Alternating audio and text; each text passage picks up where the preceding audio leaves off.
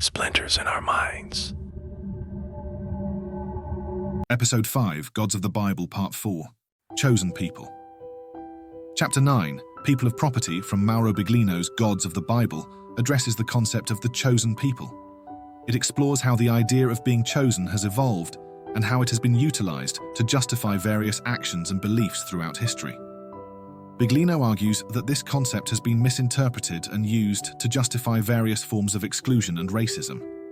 The author traces the origins of the concept to the Old Testament, where the Israelites are depicted as the chosen people of Yahweh.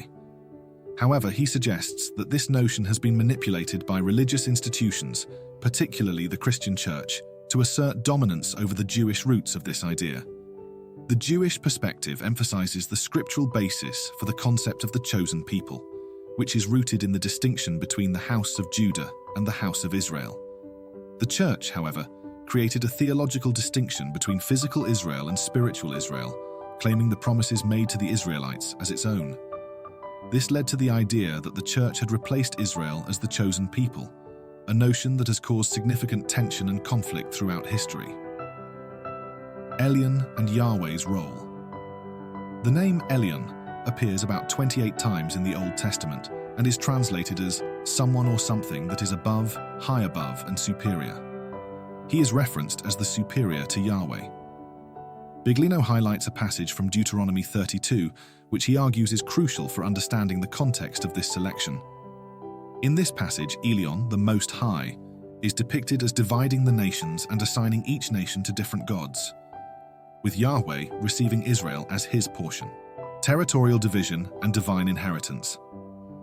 The idea of territorial division and divine inheritance is addressed, arguing that the Bible's depiction of Yahweh's relationship with Israel emphasizes property and territorial control more than spiritual or moral superiority. The term shevel, meaning rope or portion of territory, is used to describe the division of land among the gods, with Yahweh receiving Israel as his inheritance. This territorial division is portrayed as a pragmatic and materialistic arrangement, rather than as a divine selection based on moral or spiritual criteria. No foreign El was with Yahweh. Deuteronomy 32:12 asserts that no other gods were with Yahweh when he took care of Israel. Biglino questions why such a statement would be necessary if no other gods existed, suggesting that the Bible itself acknowledges the existence of other deities. Various extra-biblical sources are referenced, including Sumerian texts and Plato's writings, to support the idea that the ancient world was polytheistic, with different gods ruling over various territories. Biglino argues that Yahweh's role as the God of Israel was not unique or special in a universal sense, but was rather part of a broader system in which various gods were assigned to different peoples and lands. This system is echoed in other ancient cultures, where gods were viewed as rulers of specific territories and peoples. The sign of the choice. Circumcision is examined as the sign of the covenant between Yahweh and Israel. Biglino suggests that this physical mark served as a way to distinguish Yahweh's people from others, much like cattle are marked to show ownership. He also explores the practical and symbolic significance of circumcision, noting that it served both as a sign of fidelity to the covenant and as a means of maintaining hygiene and control over the population. Yahweh's command to kill those who did not bear the sign of the covenant highlights the harsh and exclusionary nature of this divine command.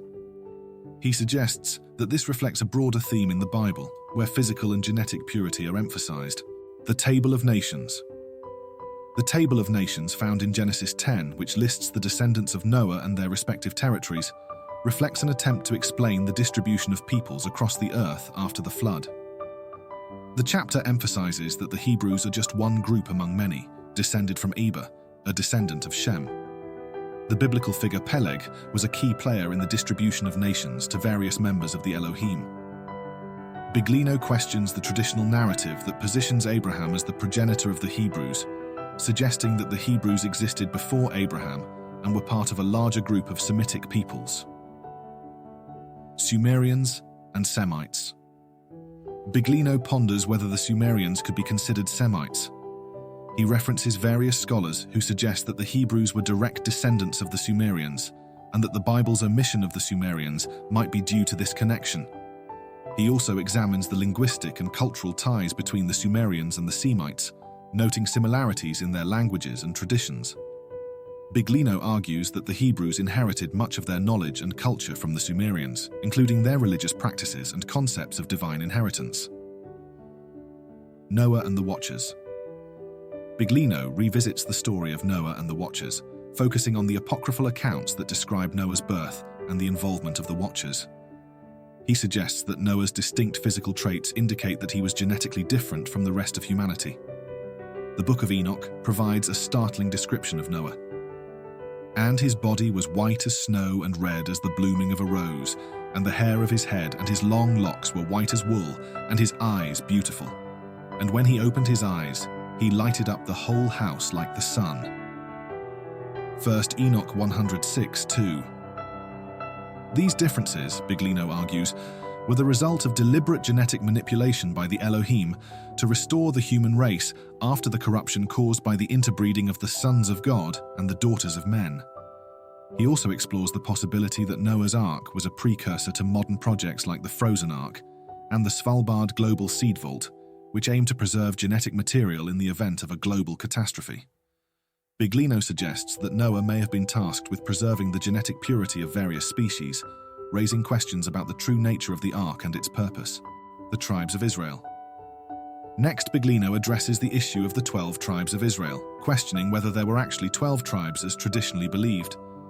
He points out inconsistencies in the biblical accounts, noting that the number of tribes fluctuates between 11, 12, and even 13. He argues that the emphasis on the number 12 is likely due to its symbolic significance rather than historical accuracy.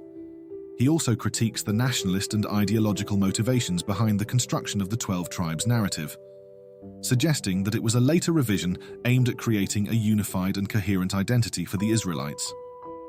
Additionally, he highlights the fluidity of tribal identities and the political maneuvering that led to the inclusion or exclusion of certain tribes. Drug-addicted gods.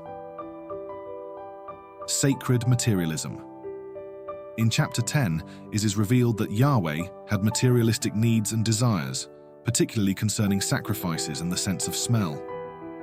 Biglino begins by discussing the book of Leviticus, which is often considered one of the most challenging books of the Old Testament to read due to its detailed religious and social legislation. He highlights how Leviticus codifies a complex structure around the concept of the sacred. The author quotes Monsignor Gianfranco Ravasi, a prominent Vatican biblical scholar, who notes that the concept of the sacred can create an exaggerated separation between the sacred and the profane. Ravasi warns that this distinction may lead to perceiving everything outside the sacred sphere as impure or useless. Biglino uses this as a starting point to critique the traditional theological interpretation of the sacred in the Bible, suggesting that Yahweh's focus on material aspects, such as the correct performance of rituals, points to a form of sacred materialism. The significance of sacrifices or holocausts. Biglino examines the biblical account of Noah's first act after the flood, in which he builds an altar and offers holocausts, complete burnt offerings of animals and birds. He emphasizes that the Hebrew term olah, meaning holocaust, specifically refers to a sacrifice in which the victim is entirely burnt, leaving nothing behind except for the smoke. This smoke, more precisely the smell it produces, is the focus of Yahweh's attention. The author critiques the traditional interpretation that views these sacrifices as purely symbolic acts of atonement. Instead, he suggests that the literal text indicates Yahweh's enjoyment of the actual physical smell produced by the burning flesh. Biglino argues that this emphasis on the sensory pleasure derived from sacrifices implies a God with materialistic needs, particularly a desire for specific sense. The role of smell in the Bible. Biglino provides numerous examples from the Torah that describe Yahweh's reactions to the smells produced by sacrifices. For instance, in Genesis 8:21, Yahweh smells the pleasing aroma of Noah's sacrifice and decides not to curse the ground again because of humans.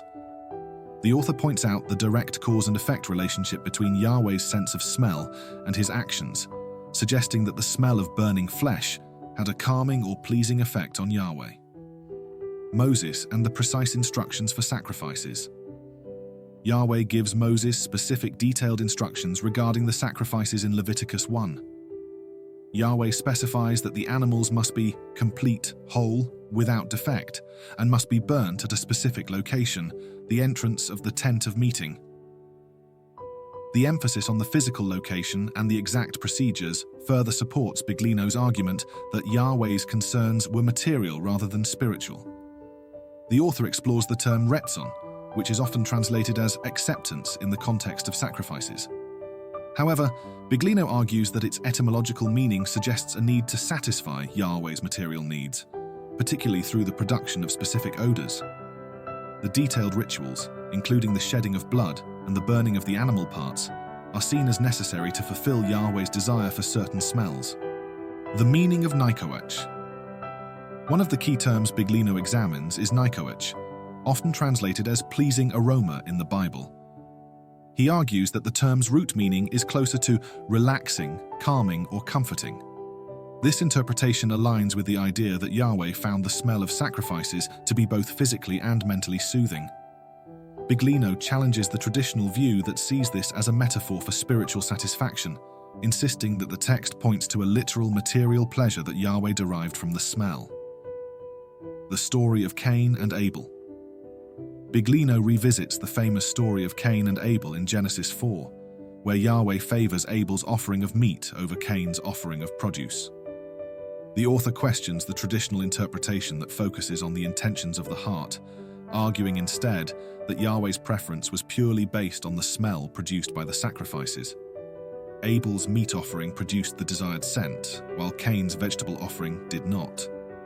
This analysis leads Biglino to conclude that Yahweh's reactions were driven by his material needs and desires rather than by moral or spiritual considerations. The distinction between pleasing and displeasing offerings is thus rooted in their physical effects, particularly the production of the Nichoach odor. The importance of burnt scent and rituals. In Leviticus 16:13 and Exodus 30:27, it is noted that the fragrance produced by burning spices is essential for Yahweh's acceptance of the sacrifice. Biglino points out that these passages emphasize the importance of following strict procedures to create the right scent, highlighting Yahweh's dependence on these material elements. The author also discusses the ingredients used to produce the fragrance, such as storax, onyx, galbanum, and frankincense. He suggests that these substances had specific functions, such as antiseptic and anti-inflammatory properties, which may have been intended to enhance the environment in which Yahweh interacted with humans. Space and smell, a modern analogy. In a surprising turn, Biglino draws a parallel between the biblical descriptions of Yahweh's sensory experiences and modern reports from NASA astronauts. He references interviews with astronauts who describe distinct olfactory sensations during spacewalks, such as the smell of grilled meat and heated metal. Biglino uses this analogy to suggest that Yahweh, if considered a space-traveling being, may have had similar sensory experiences and needs. The role of opioid peptides. Biglino speculates on the possible neurophysiological effects of the smells produced by sacrifices. He suggests that the combustion of fat and protein chains in animal sacrifices could produce substances similar to opioid peptides, which have calming and pain-relieving effects. These substances, he argues, may have had a narcotic effect on Yahweh, leading to his preference for certain smells and his need for repeated sacrifices. The author connects this idea to the broader theme of drug addiction in the chapter's title, suggesting that Yahweh's dependence on these scents may have been akin to a form of addiction. This provocative hypothesis further challenges traditional theological interpretations of biblical sacrifices. The messengers of God. Chapter 11 explores the concept of messengers, or Malakhim, in the Bible, which is traditionally translated as angels. Biglino scrutinizes their roles, characteristics, and actions as depicted in the Old Testament, and he contrasts these depictions with both theological and popular understandings of angels. The angelic hierarchies in tradition. The chapter begins by questioning the spiritual and transcendent features attributed to angels by theological tradition. Biglino emphasizes that the Malakhim in the Bible are not ethereal beings, but rather individuals with physical bodies, emotions, and needs. These beings walk, get tired, eat, and even protect themselves from danger. This portrayal starkly contrasts with the angelic hierarchies developed in later theological traditions, which describe angels as divine beings transmitting spiritual gifts from God to humanity. Biglino highlights that the biblical accounts of Malakhim do not align with the later religious constructs of angelic orders such as seraphim, cherubim, and thrones. He challenges readers to reconsider the traditional image of angels and question whether it is justified by the descriptions found in the Old Testament. The Malakhim in the Old Testament. Biglino presents several biblical stories involving Malakhim to illustrate their physical and practical natures. Genesis 16 relates the encounter between Hagar and a Malach in the desert, which is described as a real, concrete event. The messenger knows Hagar's personal situation but lacks omniscience, as he needs to ask her about her circumstances. Genesis 22 relates the story of Abraham's near sacrifice of Isaac, where a Malach intervenes at the last moment to stop the sacrifice. Biglino notes that this Malach acts independently of the Elohim, who had tested Abraham. This distinction between the Elohim and the Malach further supports the idea that the messenger is a separate entity with a specific role. In Genesis 28, Jacob dreams of a ladder connecting heaven and earth, with angels ascending and descending. Biglino agrees that this scene is often interpreted from a UFO perspective, but respects the biblical text's framing as a dream. In Genesis 32, Jacob comes across a group of Malakhim during his journey. Jacob decided to call that place Mashanaim, which is the dual form of Mashain meaning camp. Therefore, Mashanaim means two camps. The messengers do nothing but approach Jacob, and the event is noted for its ordinary nature, reinforcing the idea that Malakhim are not divine beings, but more akin to soldiers or scouts. Exodus 23. Yahweh promises to send a Malach to guide the Israelites to the Promised Land. The Malach acts as a deputy, providing instructions and ensuring obedience. Biglino points out that Yahweh's strategy is realistic, adapting to the natural challenges of conquest and settlement. The Malach is portrayed as a practical tool in this strategy rather than as a divine being with extraordinary powers. 1 Chronicles 21. In this story, a Malach is sent to destroy Jerusalem after King David orders a census against Yahweh's will. The Malach is seen holding a destructive weapon, and the sight terrifies those who witness it. The messenger's actions are eventually halted by Yahweh, who orders David to build an altar. This account emphasizes the Malach as a fearsome and tangible figure, carrying out tasks with devastating consequences. Judges 6. The chapter describes a Malach appointing Gideon to deliver Israel from the hands of the Midianites. The interaction between Gideon and the Malach is strikingly ordinary, with Gideon offering food to the messenger while the Malach waits patiently.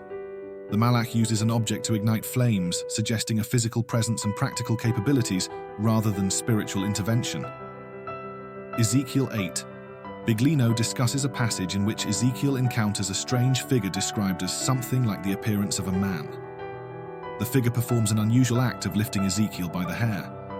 Biglino argues that this description is often misinterpreted as an angelic encounter, when it is more likely a depiction of an indeterminate object or force.